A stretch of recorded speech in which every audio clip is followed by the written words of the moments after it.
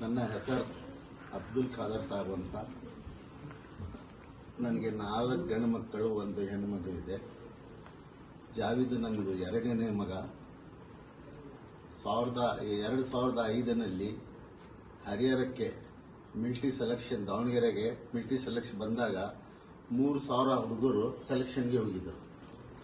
3,000 ಹುಡುಗರಿನಲ್ಲಿ 30 ಜನ ಸೆಲೆಕ್ಷನ್ ಆದರು. 30 ಜನನಲ್ಲಿ ಜಾವಿದ್ ಒಬ್ಬನ್ ಸೆಲೆಕ್ಷನ್ ಆದ. 30 ಜನಗೆ ಇಲ್ಲಿಂದ ಮಂಗಳೂರಿಗೆ ಕಳಿಸಿದ್ರು.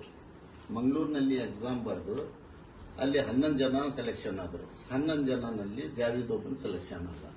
3,000ಕ್ಕೆ 11 ಜನ ಸೆಲೆಕ್ಷನ್ ಆದರು ಆರ್ಮಿಗೆ. ಬೆಂಗಳೂರಿನಾಗೆ 3 ವರ್ಷ ಟ್ರೈನಿಂಗ್ ಮಾಡ್ದ. ಅಲ್ಲಿ 3 ವರ್ಷ ಟ್ರೈನಿಂಗ್ ಮಾಡಿ ಕಾಶ್ಮೀರ್ಗೆ ಹೋದ. ಕಾಶ್ಮೀರ್ನಾಗೆ 3 ವರ್ಷ ಡ್ಯೂಟಿ ಮಾಡ್ದ.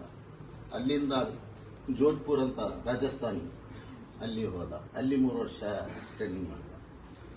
ವೆಸ್ಟ್ ಬಂಗಾಲ್, ಕರ್ನಾಟಕದಿಂದ ಎಕ್ಸಾಮ್ ಬರೆಯೋಕೆ, ಬಾಂಬ್ ಬಗ್ಗೆ ಎಕ್ಸಾಮ್ ಬರೆಯೋಕೆ ಪೂನಾಗೆ, ಇಬ್ಳಾರ್ಗೆ ಕಳಿಸಿದ್ರು. ವೆಸ್ಟ್ ಬಂಗಾಲಿಂದ ಒಬ್ಬರು, ಕರ್ನಾಟಕದಿಂದ ಜಾವಿದ್ ಒಬ್ಬರು. ಇಬ್ಳಾರ್ಗೆ ಪೂನಾಗೆ ಕಳಿಸಿದ್ರು. ಪೂನಾ ಒಳಗೆ 6 ತಿಂಗಳ ಸ್ಟಡಿ ಮಾಡಿ ಎಕ್ಸಾಮ್ ಬರೆದು ಗೋಲ್ಡ್ ಮೆಡಲ್ ತಗೊಂಡ.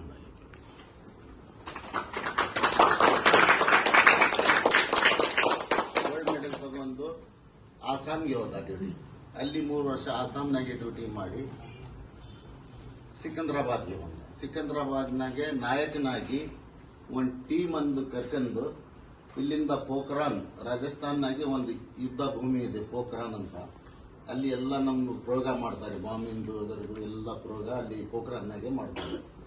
ಒಂದು ಟೀಮ್ ಅನ್ನು ಕರ್ಕೊಂಡು ಪೋಖ್ರಾನ್ಗೆ ಹೋದ. ಪೋಖ್ರಾನ್ನಾಗೆ ಒಂದು ಟ್ರೈನಿಂಗ್ ಕೊಡಬೇಕಾದ್ರೆ ಅವ್ರ ಕೈಯಾಗೆ ಒಂದು ಬಾಂಬ್ ಇತ್ತು. ಆ ಬಾಂಬ್ 1 ನಿಮಿಷ ಆಮೇಲೆ ಹಾರೋದು ಅವನ ಕೈಯಾಗೆ ಬಸ್ಟ್ ಆಗಿಬಿಡ್ತು. ಜಾವಿದಲ್ಲೇ ಸ್ಪಾಟ್ನಾಗೆ ಆದ್ರು. 4 ಜನ ಇಂಜೂರ್ ಆದ್ರು. ಅವನಿಗೆ ಸ್ಪಾಟ್ ಆಗ್ಬಿಡ್ದ. ಅವ್ರಿಗೆ ಬಹಳ ಅಂದ್ರೆ ತಂದೆ ತಾಯಿ ಮೇಲೆ ಬಹಳ ಪ್ರೀತಿ ಇತ್ತು. ಭಾರತ ದೇಶಕ್ಕೋಸ್ಕರ ಪ್ರಾಣನ ಬಿಡ್ತಿದ್ದವನು, ಆದ್ರೂ ಪ್ರಾಣನೇ ಬಿಟ್ಟ ಅವನು. ಬಹಳ ಪ್ರೇಮ ಇತ್ತು ಅವನಿಗೆ. ಭಾರತ ದೇಶ ಅಂದ್ರೆ ಬಹಳ ಪ್ರೇಮ ಇತ್ತು. ಹಂಗಾಗಿ ಅಷ್ಟೇ. ಮತ್ತೇನು ಹೇಳಿ ನಿಮ್ಗೆಲ್ಲರಿಗೂ ಎಲ್ಲರಿಗೂ ನಮಸ್ಕಾರಗಳು.